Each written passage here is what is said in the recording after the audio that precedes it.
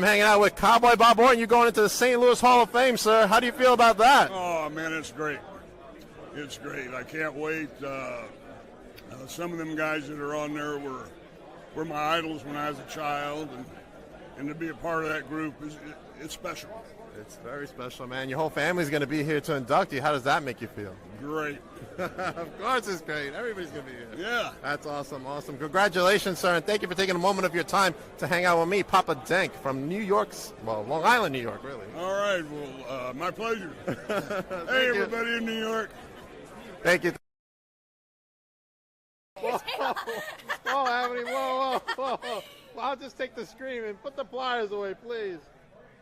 She's out of her mind. Yikes. You saw what I did to Crowbar? I want them all. It don't just stop at Ray Jazz. I want all these guys. I said this on your show before. I want Nick Gage. I want Schlack. I want Abdullah Kobayashi. I want the most violent guys. Bring me any of these guys. Matter of fact, I invite anybody. You know my title is the Invitational. So I invite all of you fucking bozos. All right, thank you, Face, for joining me, and hope everybody is there. June 1st, make sure you get your tickets. Wrestling is now. Don't miss that event. It's going to be fantastic. And if you got a mother, a cougar in your life, a grandmother, great-grandmother, shit, anybody over the age of 18 that's a female, bring them to me, and if they're just lucky, I might take them backstage with me.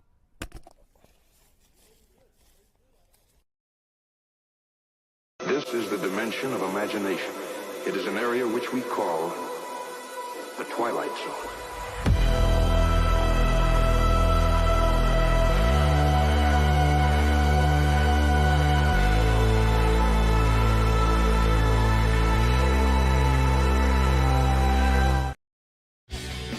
All right, go ahead. In a protector, by the way. Yeah. So you really were thinking. I know you got to go, but how do you feel being here real quick? I am so excited to be here. What about, Michael Myers? We could add 2 more dents to this channel.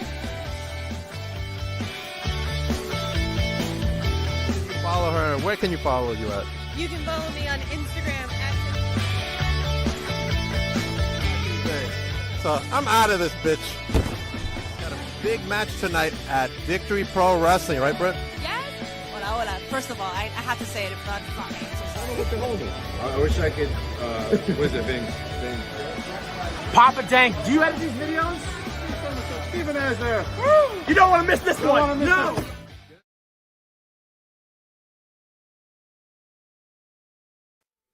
Hello, everybody. Welcome to Beyond the Barricade. I'm your host, Papa Dank. And tonight I have a very special guest, if you can see from the little TikTok that we just played. Let me bring to you the one, the only Rika Wildlee. Oh, wow. Thank you, sir, for having me on Beyond the Barricade.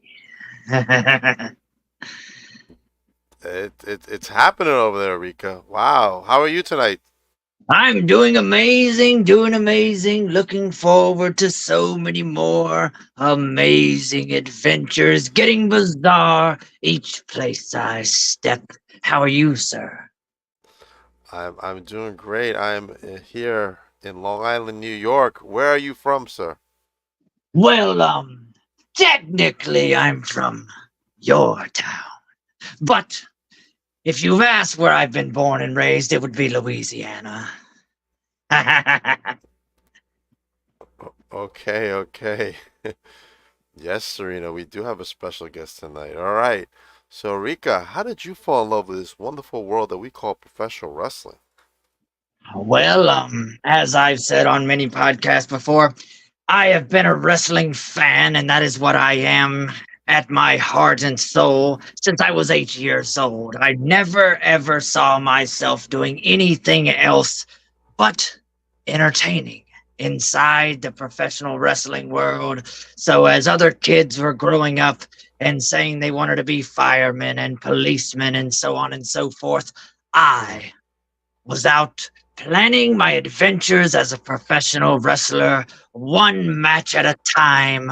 That never happened until way, way later in life. All right. Now, once you decided to become a wrestler, where did you go train, and who were your trainers? Well, I was trained in the UWE Pro Wrestling Academy of Louisiana, that is United Wrestling Entertainment Pro Wrestling Academy, and I was trained under the Mid South and global legend Dapper Dan, who was trained under the late great Ivan Putski. So that's where I initially got my training. All right, all right. Now, tell me about the first time Rika came into this world of professional wrestling, had his first match. Who was your opponent, and how did the opponent kind of relate to you in how you are now? Well, my very first match was in Alexandria, Louisiana. I was in a tag team match, actually, was my very first professional match, and I was tagged with Cody Hawkins. And our opponents was Xavier Storms and Punk Sinister. Two great legends now, or I call them that because they have traveled so much. But the fact is they're called Dread Express. They're a tag team that runs the southern states now. I'm pretty sure they've gained tag team gold throughout the southern states, and those were my first opponents.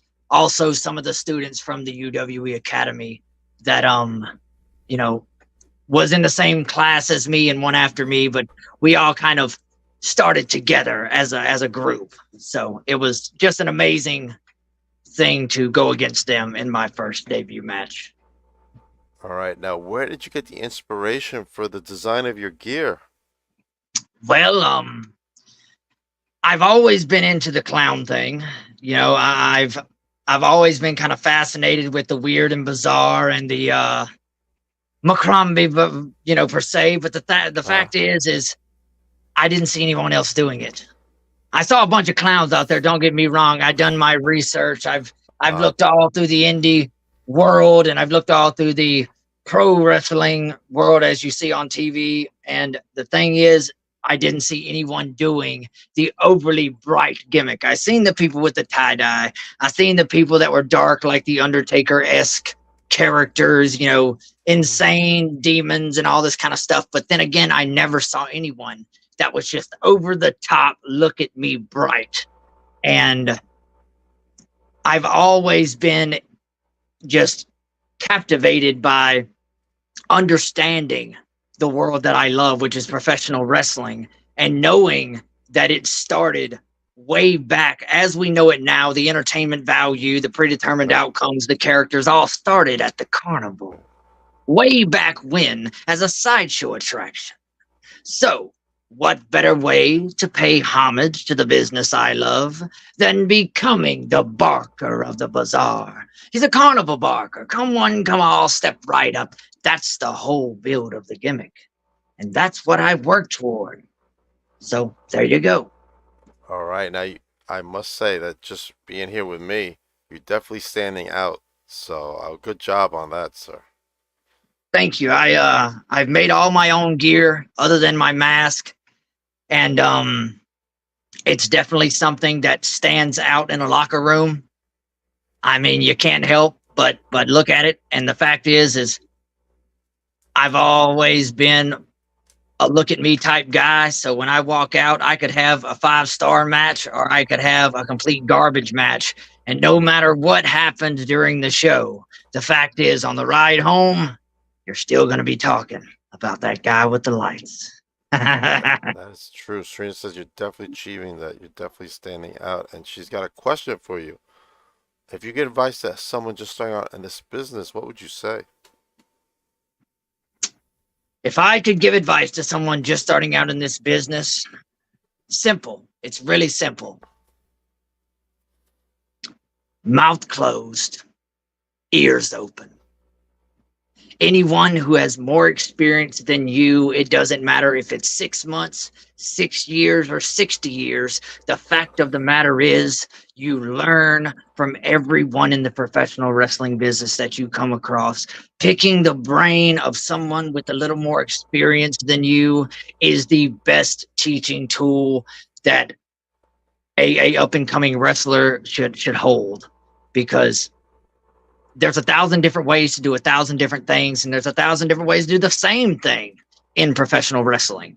So if you pick the brain of everyone that you come across, every locker room that you step into, every school that you enter, every person that has more experience than you come across, pick their brain, ask them questions. Don't be scared to ask questions. Now, know when to speak and know when to listen, of course. Don't come in thinking that you've watched TV and now you know wrestling, because I promise I thought I knew what the wrestling business was about until I stepped into school and got shown exactly how deep the wrestling world is outside of what you see on TV. But I must agree. as an up and comer, that's the bottom line, is just listen, learn as much as you can, and don't be afraid to ask questions. All right, with that being said, is there any opponent you want to have a match with that you haven't had a match with in your career thus far? Well, I would love to have a match against Sam Stackhouse. That is one of my dream opponents, just because I've watched him for a while now, and I just love his work. Up until this podcast here, I would say Draven Lee would be one of my wishful opponents, but I'm going against him next weekend in Marietta, Georgia. So, Right, not this upcoming weekend, but the 8th. I'm going against him in Marietta, Georgia. All right, I'm gonna throw a name out there. I don't know if you've had a match already, or you know who this person is, but Jackson Crowley. I've heard the name, and I'm pretty sure I've seen him on Facebook. I have not done much research on him, but anyone with a bizarre gimmick, I'm ready and willing to step in the ring with. May learn a thing or two. I think all that for would be that. great for you. Just my thoughts over here. All right, now the toughest match you've had to date. Who was your opponent that you were wrestling, and why was it so difficult for you to get through that match? Toughest match I've had to date. It was actually early on in my career so far, and I would have to say it was probably against Gatekeeper. He is a local wrestler here in Central Louisiana, travels around Texas a lot. We had a Singapore cane match in Wow. Yeah, I cannot remember which town it was. It wasn't Center, Texas. Marshall, Texas. That's it. We had a Singapore cane match in Marshall, Texas, and that was my first official weapons match. And when I say I got lit up, no pun intended, I got lit up. Right. All right. But now yeah. Tell me. Go ahead. Is that No. All Go right. Now tell me a match you want to have that you haven't had yet. What type of match is this? Well, I would love to have a steel cage match, just because I know there's so much that can be done inside of that. I mean, I would love to say ladder match, but if I had to choose one to do first, it would definitely be a steel cage match. Yes, just because I've always been a fan, and I've watched a lot of steel cage matches, and I know there's so much room for ways to be innovative. You know what I mean? Ways to do certain things that's been done, but in a way that complements your style and your character inside of a cage. I mean, there's a lot of room for error as well. Don't get me wrong, but yes. Okay. All right. That's a good one. I like that steel cage match. Here we go. I'm gonna throw a name out there. Not you sure if you face him or not, but I gotta say Ray Ivy. Yes. I went against Ray Ivy at TNR Championship Wrestling in Leachville, Arkansas. The authentic Ray Ivy. The authentic Ray Ivy, that's right. Yes. I won that match, but when I say I got pushed to my limits due to his little side manager pipsqueak guy, it was one that pulling out all the stops was exactly what it took to get one over on Ray Ivy. Okay. Got to give the man props. That's all I can say. Got to give the man props. He's a formidable opponent for sure. Serena also says, love TNR, such a great company, some great owners. Agreed. I've worked for them one time. I met them at Infinity Pro Championship Wrestling, and pretty much since soon as I walked through the doors and they seen, kind of what I had going on, they immediately came up to me and was like, "Hey, this was probably 4 months or so before I went to TNR. They were like, we want to book you. We'll add you on Facebook, whatever. We'll message you. We'll get in contact with you. We'll do what we need to, but we want you at our show." And it was an amazing event, and I'm very humbled with the fans and very happy with how everything turned out inside and outside the ring. So. All right, awesome. All right, now if you could choose one promotion to work for, and we're not going to talk about the big ones yet, so I'll bring that up after this one, but one promotion that you haven't worked for yet in the independents, who would that promotion be and why? One of two promotions that I would love. Before you answer that, we got Ray Ivy's in the chat. Look at that. We had a hell of a match that tore the house down. Well. That's right. It's one of my favorites of all time. Don't get me wrong. So much that I had to pull out of my little hat to make sure that I went over in that match. But if you watch the video, they did get the best of old Rika Wildlee there at the end. I mean, it is what it is. It is what it is. But thank you, Ray, for being in the chat. Miss you, bud. Yeah. All right, go ahead. Answer the question. All right. If you remember it. There's three companies that I would really, and I can't really choose one over the others, but that's fine. OVW, of course. OVW is a good one. OVW, of course. Then I would like to try out for FCW, which is Florida Championship Wrestling, which used to be WWE's developmental. Right. Yes. And then just to say that I would like to go work for Reality of Wrestling, which is Booker T's company in Houston. That's a good one. I really can't pick one over the other just because the opportunities that sit behind those doors opening. Of course, yes, WWP, that's gonna happen. I mean, I got you there, Ray. But but yes, it's one of those things. The doors that can be opened wrestling for one of those three companies is amazing. So just to get my foot into those companies would be top notch. Now, which one of the big companies would you say would best fit your style if you could choose where to go to?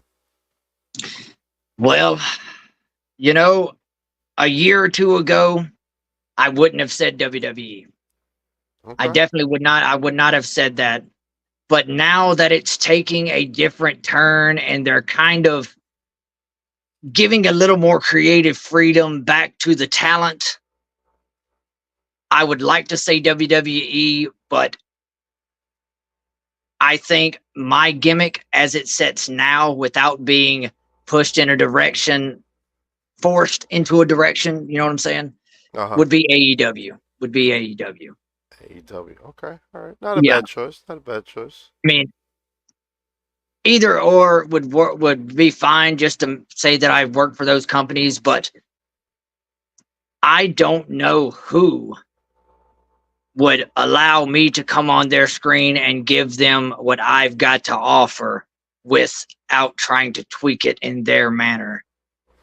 Some way, some shape. Maybe NWA? You know what? I would like to work NWA just because there's been so many legends that has passed through those doors on their way to bigger and brighter things. 100%. Heard it's a great company to work for, too. Right. Okay. All right. Now let's go to the next question. What does Rika like to do for fun? Does he collect? Does he hang out? Does he watch movies? Let's see. What I like to do for fun, and I know this is going to sound a little cliche, but I like to work on my gear. Okay. I am I am very creative when it comes to seeing how I can turn something into something else. For years before the wrestling, I was into cosplay and things like that, and costume design and other stuff like that. For me and my friends and other folks that have, paid me to help them with costumes, whether it be for Halloween or, cons or whatever the case may be. And once I got into the actual professional wrestling business and started performing myself, I knew that I had to make my own gear just for the simple fact that no matter what locker room in the country I go into, there will be nothing like it. There will be no one in there that has the same gear as me. Period. Right. You're definitely right. Nobody's gonna look just like you. 100%. And Good job on that. That's the whole thing, man. Is I've walked into a lot of locker rooms and there's four guys that don't know each other. They just happen to get booked at the same show, and they all have the same style gear, whether it be different colors or anything. It's the same tights, same boots, same. And they don't stand out. Well, if you wrestle the first match and then the guy that's right after you is the guy that has the same gear as you, the first match is forgotten, period. They're not going to remember, the fans aren't going to remember that. I'm an in-depth thinker when it comes to how I present myself as a professional, as a entertainer, an artist, and all of the above. Things like this. Like I said before, I am from your town. Why am I billed from your town? That's because a carnival travels from town to town to town to town. So everywhere I go, I'm from your town. Not only does it make sense that way, but it's an immediate hook. It draws the fans in because now they're going, wait a minute, he's from my town. Do I know that guy? And now they're drew in. They're already connected to me before I even get to the ring. They've never even seen me work. But the fact is they're interested now. It's a hook. Yeah, that's true. I was thinking, oh man, he's from out here? Oh, that's pretty cool. Thank you. And that's the hook. That's what I'm saying. People don't think that deep into their gimmick. Same way with my finishing move. It's basically a front flip neck breaker, and I call it the big top. Why do I call it the big top? Because I thought it would be cool to hear the announcer say, Rika Wildlee setting up the big top. And that's what you do. You set up a big top. So, that's good little stuff. Things like that. Yeah, what has been the feedback, you would say, from the fans? Oh, 100% positive. 100% positive. Don't get me wrong. At first, people were kind of weary of the clown mask, but once they get to know me a little bit and, it gets to a point to where they're looking forward to seeing old Rika back on their platform or in their town or whatever the case may be. Right. And I've been hired to do wrestling. I've been hired to do podcasts. I've been hired to do birthday parties. I've been paid to go out and just hang out with people in gimmick because they just dig it. And, I've said 100 times over that there's a million clown gimmicks out there. There really are. But that's why I didn't try to become Rika the Clown. I wear the clown mask, of course, but I'm the barker of the bazaar. I'm a carnival barker. So if anyone knows anything about the old school sideshow, it is the carnival barker draws you in. He's the one that tells you what's happening at the show. He's giving you the rundown of everything that you're about to witness. Right. Or before you even get a chance to see it. So as the hook and everything that I bring to the table, they're already involved and drew in by the time they enter the doors. That's the bottom line for this gimmick. All right. Now, what was your favorite cosplay? My favorite cosplay. I'm going to say me and my friends, we made basically our own ninja village from Naruto. Okay. Yes. Cool. Yes, called Village of the Smoke. And we pretty much went around and made our own headbands and our own gear and our own, Naruto styled vests and all that kind of stuff. And I think we done it for like 10 years straight, went to the Renaissance fairs and things like that, and just would dress up and do our thing. And yeah, Okay, that's a good one. Serena says the fans love him. I saw a clip from his TikTok, Rika Wildlee official, and the fans are going bizarre for him. I, I Okay. I gotta say, I didn't think at first it was going to get over as much as it was, because when I first started, I had the mask, I Mhm. had the top hat, but I didn't have the lights. I had the jacket, but I didn't have the lights. Right. And as I progressed and started building more on my gear and more on my gimmick and what I wanted to see as a fan sitting in the audience, what I would be interested in seeing, I started slowly building the Carnival of Lights and slowly building this gimmick that you see now. And the Right. in-depth, the in-depth play on the gimmick itself is Rika is a carnival barker. I've got this whole story on Facebook. I'll have to send it to you guys so you can read it. But it's the backstory to the character Rika Wildlee. Okay. Mm. And basically, what happened is he collects the essence of his fallen opponents. If he wins and he beats an opponent, he doesn't collect the soul like all these, he doesn't do all that. It's not he just collects a bit of an essence to bring back to the carnival, which keeps the lights on. It keeps the lights bright. Now, as I lose, Uh-huh. the lights get dimmer and dimmer and dimmer to the point to where I may do an entrance and the lights are barely flickering. Really? But that's the whole vibe of Right. keeping the lights on at the carnival is if I push myself to win and I do get a victory, the lights stay on bright. It's like paying the bills every match, And as I lose, they get dimmer and dimmer and dimmer to the point to where maybe one day they'll just be completely out. God. And is Wow. that the point of a heel turn? I don't know. I don't know. Okay. But it's a possibility. But it's a possibility. That's what I'm saying. Okay. All right. All right. Let's talk about places you want to wrestle you haven't wrestled before. What places Huh. do you want to go to?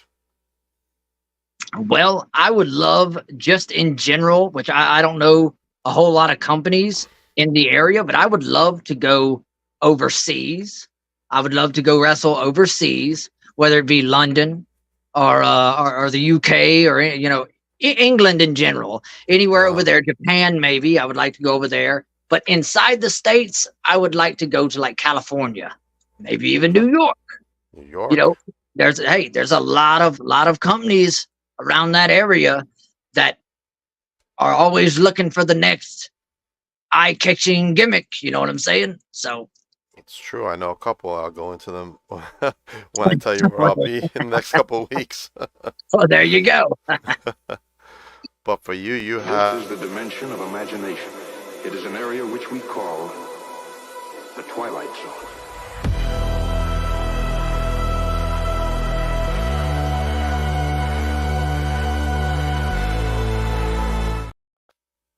Hey, that's it, brother. That's it. This weekend coming up, opening a new. Matter of fact, the next 2 weekends, I'm opening up 2 new states that I haven't worked before: Tennessee and Georgia.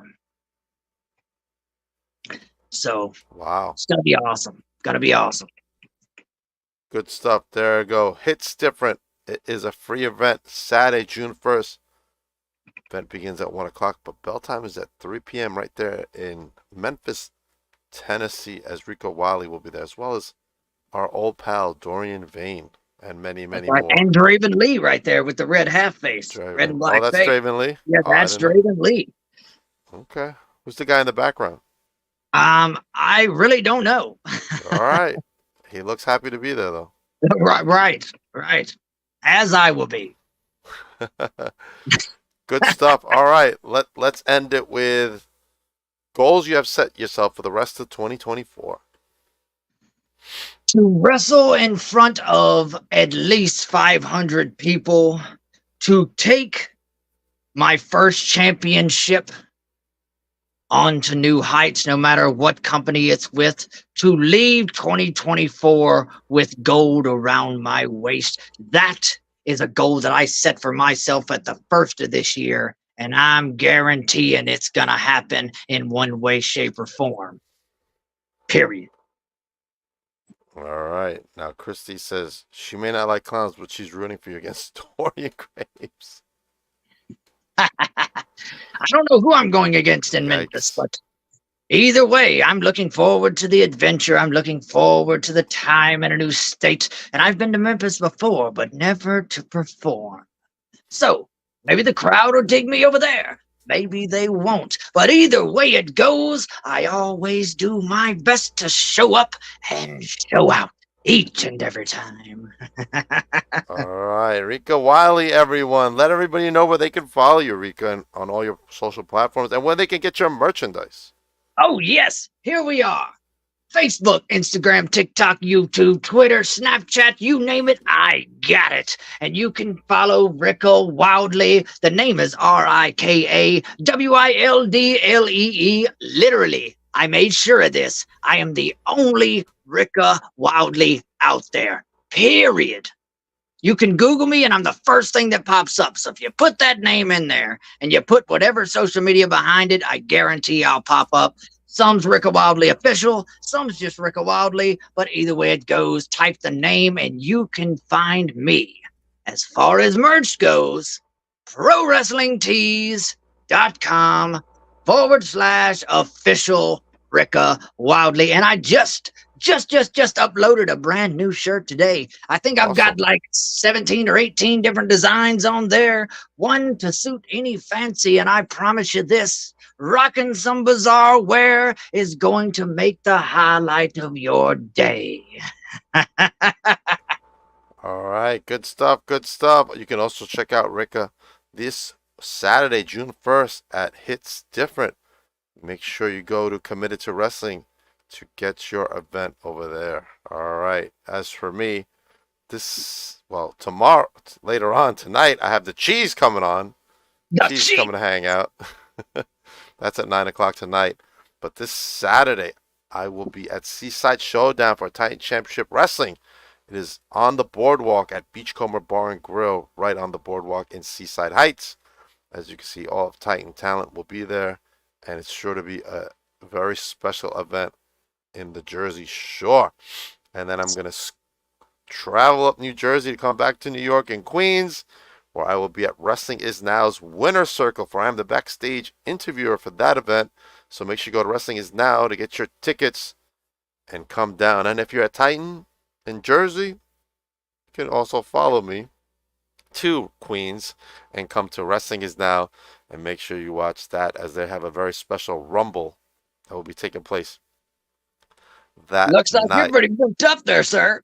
I am. After that, I will be at Victory Pro Wrestling on Saturday, June 8th, where you can get your tickets right now, where Gabby Ortiz from Monster Factory fame makes her return as she tackles the current champ, Kai McKenna, and many, many more Victory Pro Wrestling stars. So get your tickets for that. And I could go on to more, but I don't want to. I'll go for one more. NYWC presents SWA's Wrestle Hell, coming up on June 14th on a Friday. Make sure you get your tickets for that event as well. And out of those 4 events, Joey Conway will be at every single one of them. Yikes. Well, A lot of stuff happening. And at the end of the night, sorry, not the end of the night, the end of June, this is right up your alley, Rika.